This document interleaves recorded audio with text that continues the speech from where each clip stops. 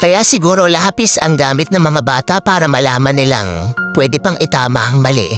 Pero ngayon, ballpen na ang gamit natin para ipaalam sa atin na hindi na tayo bata para ulit-ulitin yung mga pagkakamaling hindi na natin kayang burahin. Kaya para sa batang ako, dyan ka na lang maglaro at maging masaya ka dyan kasi hindi mo kakayanin lahat ng sakit at pagod na binibigay ng mundo ngayon. Para sa batang ako, dyan ka na lang.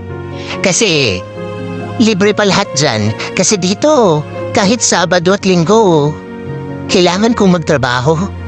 Para sa batang ako, dyan ka na lang. Mas okay iyakan yung sugat sa tuhod kaysa dito umiiyak ako sa sobrang pagod. Kung pwede nga lang dyan ka na lang dahil nakakapagod at malungkot minsan dito. Kaya para sa batang ako, hindi naman mapipigilan ang paglalakbay mo kaya kapag napunta ka na rito, sana kayanin mo. Pero gusto ko lang sabihin sa'yo na maraming problema, maraming drama, pero pwede ka na pumunta rito. Kasi proud na proud si Mama at Papa sa'yo.